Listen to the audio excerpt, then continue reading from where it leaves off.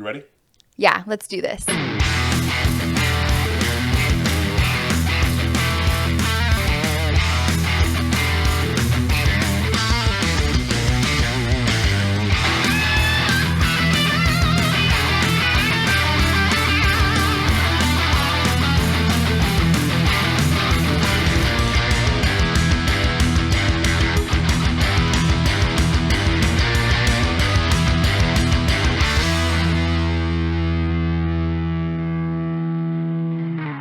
Hello, everybody. Bree Milani here with Sky Insurance Brokers on the Greatness Podcast. And today I'm really excited to welcome Matt Keister on our podcast. He was very willing and excited to be on it. So glad to have you here. Why don't you tell us about your company, who you're with, all that good stuff? Sure. Thanks for inviting me. It's great to be here, even though it's my office. Yeah. Thanks for having us. Yes, right. Commerce Home Mortgage. We just launched a new brand, which is Change Home Mortgage. Just happened this past week, and I think that's in an effort to reach out to the broader community that is underbanked and so forth. We are a national mortgage bank, and we lend all on conventional FHA, USDA, VA, all of those types of conventional mortgages that you would see in the marketplace. But we also do non-QM, non-traditional loans, which is becoming increasingly more demand because there are so many people that are self-employed and or can't qualify through traditional means of income. So those types of solutions are what we do. We do them in-house. I think the key aspect is that it is portfolio money. So we originate it and we process it, underwrite it, fund it, and it's quick. It's usually 2-3 weeks. So no lag time. That's nice for the people, like you said, who are self-employed. That's kind of the only option that they have. Right.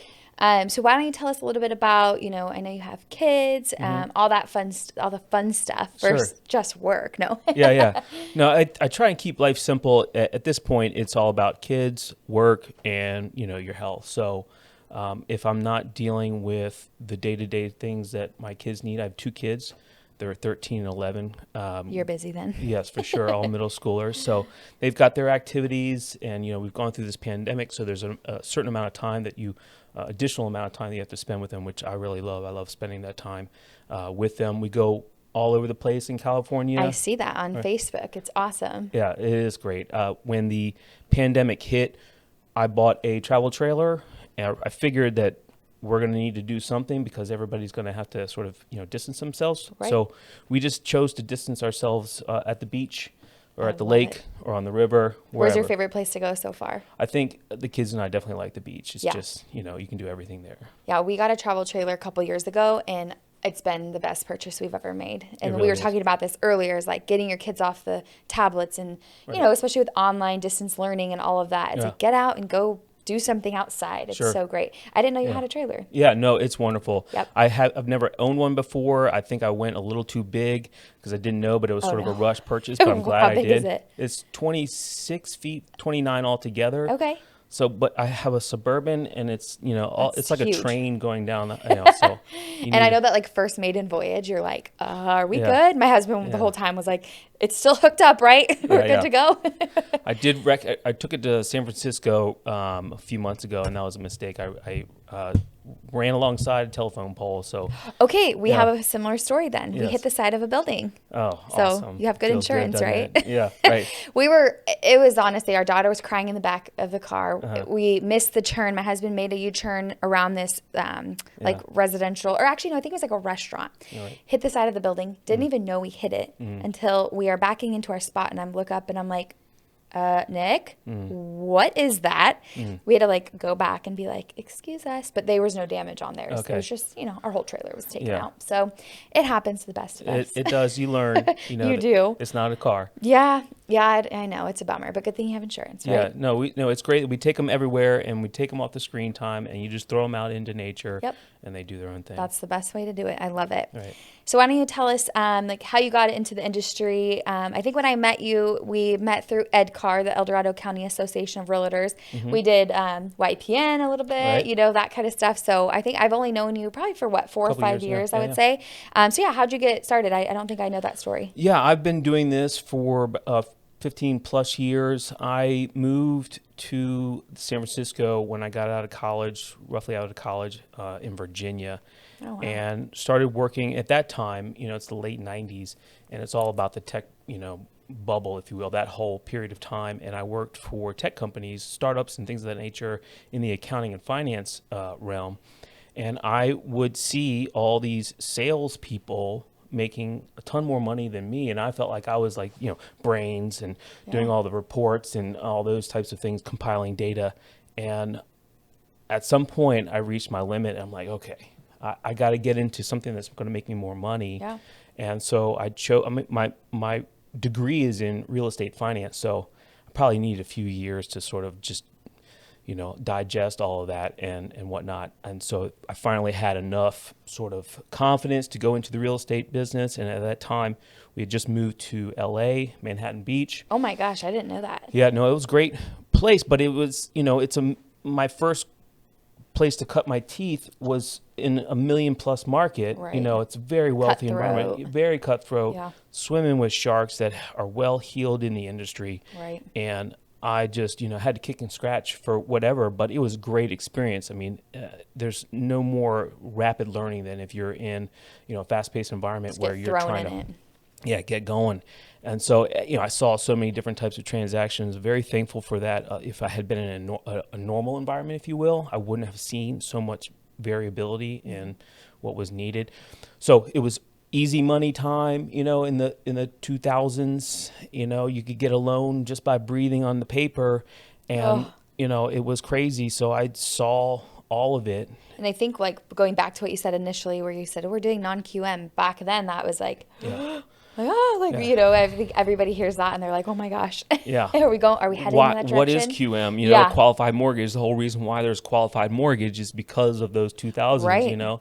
Because there was no regulation for the most part. Right. So that was a very interesting place to learn the business. Then I saw the crash, and then at that point did the research. We had a baby.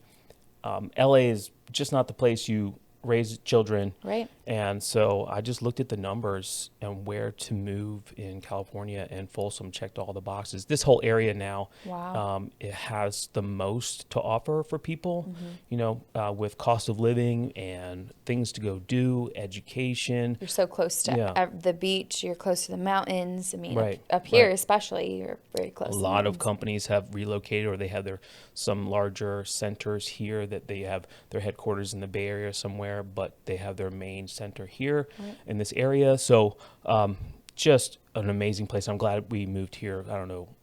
When I was married at the time, we moved here, and I would never choose to move anywhere else for the most part. Yeah. That's awesome. And it's a good place to raise kids. Yeah. And so now with, you guys changing your name, doing all that, are you feeling like it's obviously, like you said, it's a great transition. It's a good thing you're doing that and you're excited for that. And you'd mentioned earlier some of the things that you guys do that are a little bit different.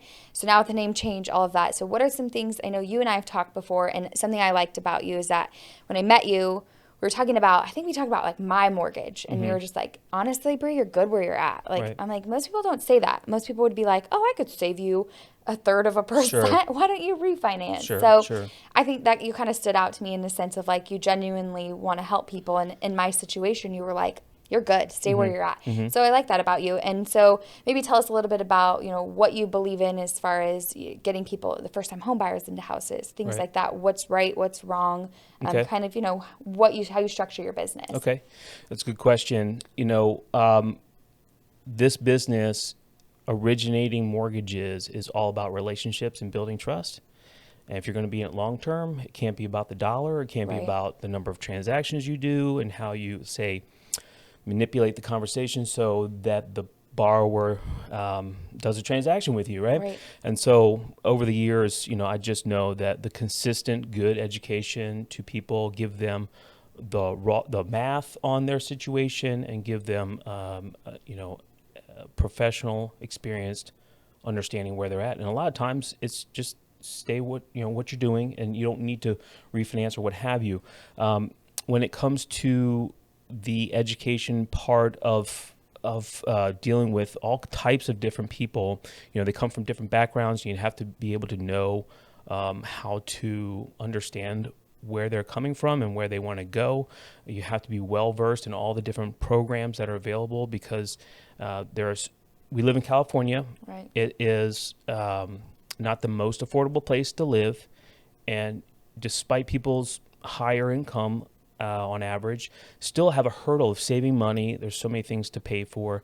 So down payment assistance programs or better education on saving a few more dollars and getting into a conventional loan. The types of loans differ. There's a matrix of things to consider. So you really want to take time with that customer and delve into their data points and see what's the best fit for them. A lot of times when I talk about trust, it's about giving them a roadmap of what they need to do.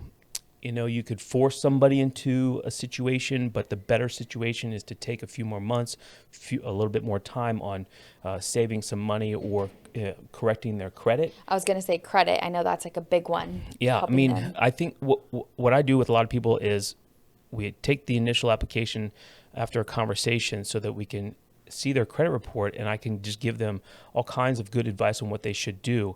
If everybody did that, we'd have a lot more homeowners. We'd have a lot more homeowners. We'd have a lot more happy people. They would be getting better interest rates, lower fees, all of it. So take the time. This is probably the most critical thing you can do, is take the time to repair or improve your credit score. Everybody, almost everybody can do something with their credit score. Do you find right now with, the times we're in, it feels like every buyer we talk to, they're so relieved. They're like, oh my gosh, finally, I'm not kidding. I had this conversation yesterday with a buyer. She's actually in Chico, and she's like, I'm just thankful my agent got me into a house. This is our 14th offer we've made on a house.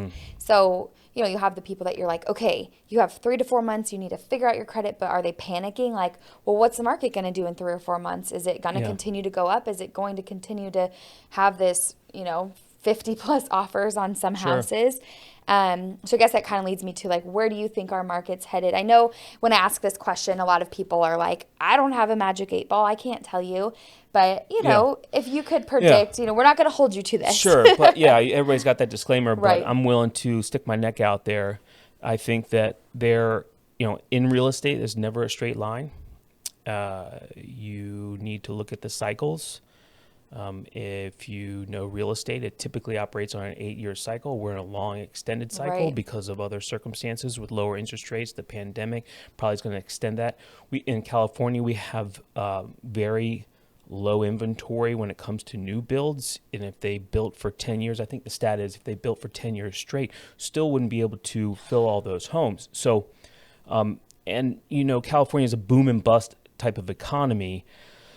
So for those that are in a house, great.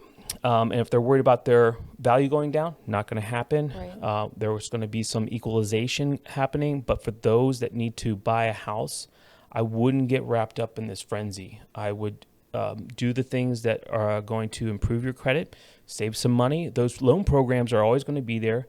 The interest rates for this year are going to be in the 3s, Good. and Stay they where may they're at. approach the 4s, but that's an amazing interest rate. So don't see any crash coming. The foreclosure crash that pundits are thinking of will be managed by the fact that there's equity in their home. It can be sold. True. And just add to the inventory, and that's part of the balance of the market. And there is, they can rent out their property and so forth. Because the rental market, I mean, I've talked about this before, but my brother and his girlfriend rent a home, and it's near our mortgage payment. So that's a good point. I've never heard anybody make that point of like, well, if you are in that position, you could always rent your house out. Somebody else can pay your mortgage because they will. Right. It's an asset, right? You own it. It's leveraged by a mortgage, but you get to choose. Just like my travel trailer that I bought, I love it, but when I don't use it, I rent it out to people. Oh, I didn't know. I've heard people that do that, and I've always been hesitant. But I mean, you could make your payment. That's a good point. Like everybody's hesitant. When I bought an investment property years ago, my dad, more conservative, would say, "Oh my God, how are you going to be a landlord? The property's in Texas or whatever." And you just got to go for it sometimes. But things can be cleaned up. Broken pipes broken things can be fixed, but it's a long-term investment. That's Right.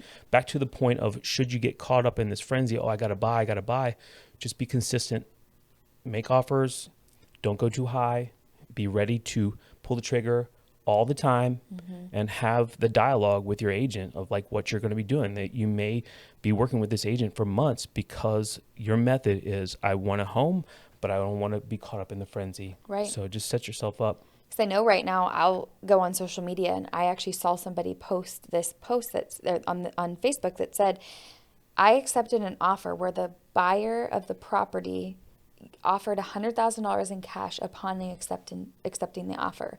They wanted no appraisal, or I think they would waive the Didn't have an appraisal appraisal contingency. Yep. They also said, we don't need inspections, we'll buy it as is. And it caused this huge conversation. I was just reading through the comments of people like, oh my gosh, is this where we're headed? Like, Yeah. well, the what ifs. I mean, me as a person, I would probably never do that. Yeah. But the what ifs, what if the foundation isn't? Sure. Like, there's so many what ifs. Sure. So you're right. I like that. Don't get caught up in the frenzy, because Yeah. even as a homeowner myself, I'm like, oh my gosh, I tell my husband, we have all this equity in our house. Right. But where do you go? Right. Right. We love our house. That's the froth in the market. Right. And it will subside, just like stocks, whatever Right. with the Bitcoins and all the things, that people are just, jumping in, and right now they are winning, let's say, but that froth, in an instant, those things can dissipate and the market will change. That's what, getting back to the boom and bust of California. So, the people that are willing to risk it and not do the inspections or what have you are very potentially setting themselves up for just some value loss, really. Right. You're still going to own it, but you're not getting a really good deal, and patience wins out in this game. I would say that in that situation, they were desperate, I would imagine. I mean, I don't know the full story, but that's what it sounded like to Right. me. It's like you are literally buying this well over what it's Right. even going to, it's not going to appraise for what you're purchasing it for. Sacramento is the strongest market right now in California, and everybody's blaming it on the Bay Area buyers. Right. I think that's a major factor, but there's also people that have been living here wanting to buy, and because the focal point is on home ownership, parents are giving gifts to their children to get it done. They're throwing in an extra $50,000, something like that, to make it happen. And so it's the Bay Area buyers and the buyers that are moving up, or getting gifts from family because of the urgency of it. So allow all that to take place. There are just as many people who've moved here from the Bay Area. There's going to be, the tide's going to come back out a little bit. And so I think we're going to see a nice market equalization over the next 2 years. Which might not be a bad thing. No, it needs it. I mean, Yeah. no healthy market is in a straight line or goes in one direction. Yeah. So it'll be healthy if we see some stagnant sort of plateauing of things. Rates have increased, and so that has lessened the amount of mortgage transactions that are refinances and so forth. So people are getting wind of, hey, maybe this won't last forever. So all of these things will be a factor, and the interest rates will stay just fine. Yeah. And homeownership is the number one goal, and get into a place that you can afford. Don't overbuy, and buy the location, not the home. Right. For sure. I mean, that's a tried and true statement. But Because that'll never go anywhere. I mean, where you're located. Right. Yeah, and minimum financing. I'm sorry to interrupt, but like don't pay too much. If you've got a lot of money, don't get into put 30% down. There's no need for those types of loans. I know when we bought our first house, we got similar advice, and it was, don't look at the purchase price, look at your monthly payment. Look at what you can afford on a monthly basis, and go from there. Right. Because people get wrapped up. Oh, I'm pre-qualified for $800,000. Okay, well, do you know what an $800,000 mortgage looks like? Because it's a lot of money. Yeah, and it's just not just the $800,000. It's the property taxes, insurance, Yeah. Melrose for new housing. Yes, we have those. Yeah. HOAs, all kinds of things that could be a factor in that payment. So you may qualify for 800, but never go up to your max. Yeah. That's one advice we got, that we were like, okay, that's, when they tell you what you're pre-approved, you're starting to look at these houses and you're like, I want this, I want that. And then you get the payment. You're like, never mind. Yeah, I don't want that. Right. Mortgage is a good debt. It's tax deductible. Right. And I would say this, except for the extreme examples, never get a 15-year mortgage. Never hasten the back to the bank. Always put that money to your use, your investment. So why not do a 15-year mortgage? Because I see a lot of people advertise, they're like, 15-year mortgage, the rates are at all-time low. Do a 15-year mortgage. Well, if the rates are on a 15-year mortgage are all-time low, the rates on a 30-year mortgage Same are on thing. all-time low. True. So it's the opportunity cost of money. The rate on a 15-year is only a quarter to a third better than a 30-year fixed.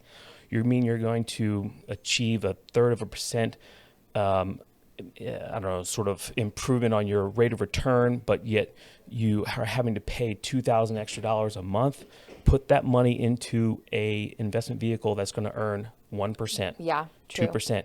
It's better than the interest-free loan that you're giving the bank. Right. That's what you're doing. You're giving the bank money to lend out to other people to get a mortgage. Don't do that. Pay yourself. Yeah. It's that simple. No one's ever explained that to me, because I think when the rates were first dropping, it was like 15-year mortgage rates are at like, I think it was like 1.99 or something. I'm like, oh my gosh, is this something we should look into? Like, that's such cheap, such a cheap monies. But only if you're retared or something like that. If you're 50 and older, maybe consider it. Got a couple more years. Yeah, I don't know. I mean, so another thing that obviously I find very interesting about you is your amazing social media. Oh, really? I find it's awesome. You know, we all try to do social media, stand out, things that'll make us different, but you're like on a surfboard in the middle of, is it the ocean? It was the lake. Okay, we'll say ocean. We'll do ocean next time. Yeah, it's the ocean. Yeah. On your laptop saying, I can work from anywhere. Right. Who would have thought of that? Like, that's brilliant. Thank you. So I commend you for that. So why don't you tell us, I know you're on Instagram. I see you on Instagram and Facebook the most. What do you utilize more? Instagram and Facebook, LinkedIn to some large extent. So I post depending on the platform and the content that I want to post. But I think my method is just simple: 50% business, 50% me. Yeah, that's good. And we all don't have a good attention span, so I need to condense my messaging to a short format and also do something that grabs their attention. Yeah. It's like tried and do true. a Katy Perry song. Oh yeah, yeah. I mean, some things I just have to go for. Like, I know it's probably not the best idea, or maybe won't get me the most applause, if you will, but it grabs your attention, that's for sure. Just gotta go for it sometimes. So what is your handle on Instagram, and what is it on Facebook? It's Keister Matt. Keister Matt, all one word. Okay. Try and keep it simple. My last name is unique enough. Yes. So I know. I'm like, did I say it right? Yeah, I wanted to make sure I got it right. Keister, just like the bum. The Keister. The slang. Yeah. And Facebook. You can also find me. I have a business page, The Lone Ranger. So that I was going to mention, I'm like, wait, is the Lone Ranger still a thing? Because that's what I remember you as, the Lone Ranger all over. Well, that's where I put all my real estate, mortgage related stuff on Facebook, and so that people can go right there and get a condensed version of what's going on in the market. But it's also a fun. I mean, it is a good description of what we do for the most part. We are out there wrangling deals and trying to, running to the rescue for somebody to solve this problem, what have you. So it's just a fun play on words, and it's a great format for me to just get out my message. Yeah, you do a great job at it. Thank I you. know that's social media is tough, especially with the pandemic. We've all kind of had to navigate social media in a way that we've never had to before. I know for me, I'm like, I'm going to hop on video and just start doing videos once a week, just get it out there. And it's amazing. I get phone calls and I get messages on Facebook consistently. Every time I post something, I get, hey, Bree, here's what I'm looking for. And it's just a good way to stay in front of people and remind them this is what I do without being salesy, without, our job, we are in sales, but at the same time, it's like, you don't want to come across as that. You just want to be like, hey, this is what I do. Absolutely. This is a win. I try to do one win a week that happens in my job, because our job's stressful. There's a lot going on. There's so many, especially yours, there's so many moving parts. It's easy to get wrapped up in your week, and then you're just like, oh my gosh, you're so burnt by the end of the week. Right. So I try to always end my week with something that's like, what happened this week that was good? Yeah, that's perfect. Versus looking at something bad. Yeah. You want something identifiable and people to engage in. And when you tell people about the nitty gritty of your job, it's a good understanding what you do, and it helps them frame what they might be going through or how to answer some of their questions and so forth. Social media, you should probably stay away from the stickiness. It's hard. Yes. People just need to get out and do the things and deliver a message. Even though some of my stuff can be sticky, it's meant to just grab attention. And it and does be that. fun, really. But you just need to deliver a quick and consistent message. And so every Friday type of thing for people that don't do social media, pick a day Yeah. and deliver a 1 minute message. And that should be your goal. Yeah. That's kind of what I did. I'm like, I post a lot about my kids. I post like things like that, but I need to put a little bit of a twist on it. So Yep. it's good. It's good to change it up a little bit, make it a little bit more fun about your family, but it's also good to throw in business. Yes. So kind of wrapping things up a little bit, one thing I haven't done in the past, but I thought it was like looking, I'm like, what's something that you would tell yourself, or if like somebody new getting into our industry, what would you tell them, or what would you tell yourself if, 15, 20 years ago when you got in the industry, now that now that you've done it, you're a veteran in the industry, Right. what would you tell yourself? I would say, be patient, evaluating opportunities, whatever they may be. You're going to get a lot of different things, and you should have a little bit of patience evaluating what's being thrown at you. Also, learning to say no. Telling people that you can't don't have the time for it, essentially, or saying to somebody the hard facts that won't work. You need to consider something else. Being honest. Yes, Yeah. right. You're going to be you're going to want so many at bats, and you're going to fail, and you're going to be rejected so many times. So it's Right. about getting through all of those rejections to get to the yeses, right? It makes you much more of an efficient, stronger player, if you will, to know that you just got to get to that yes. And don't trip over dimes. Don't trip over dollars to get the dimes. Like there are better, more profitable sort of opportunities out there. Instead of trying to be perfect and trying to get every little thing right, you really should focus on bigger picture items.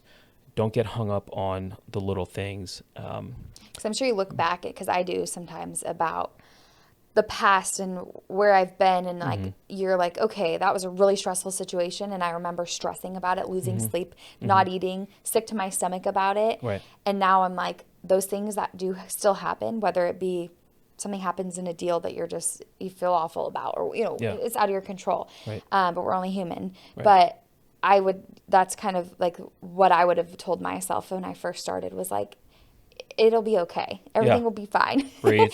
Breathe. Yeah. Because, it's okay to have those losses. It's okay to have sure. that no. It's okay for things to go wrong, because at the end of the day, here you are 20 years later. Here I am 8 years later.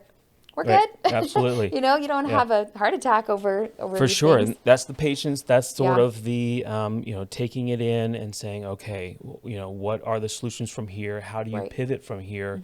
You're going to get a lot of problems.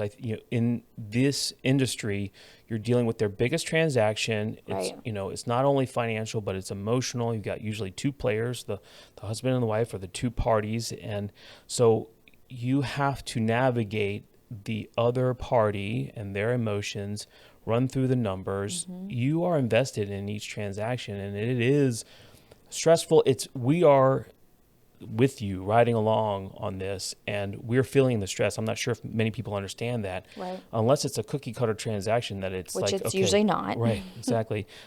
We're there with you. We're losing sleep over the same sort of Right. things and timelines and things of that nature.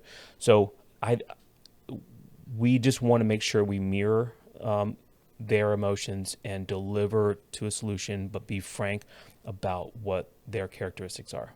Yeah, I think that's important, because, like you said, it's the biggest transaction of their life, and so Right. you're really a key player in that. So we'll wrap it up here, but why don't you give us your phone number? Obviously, now you guys are Change Home Mortgage, but phone number, email, whatever you feel comfortable putting on there, so people know how to get a hold of you. Sure, thank you. Matt Keister, Change Home Mortgage. We were Commerce Home Mortgage, and that's been the existing national bank, a mortgage bank. But Change Home Mortgage, for those that can find us at commercemortgage.com. My number is 916-878-7123, if I got that right. Usually what I say to people is it's 916-87-87-123. And they're like, wait. Huh? doesn't Yeah, you work. lost me. Yeah. So 87-87-123. Oh, that's awesome. Well, thank you so much for taking time out of your busy schedule. you. Appreciate you coming on here, sharing a little bit about yourself, and really excited to see what the future That's a great holds for opportunity for me. Change Home Mortgage. Absolutely. Thank you Thank again. you. And thanks for everybody listening out there. Have a wonderful day. Thanks, Bree.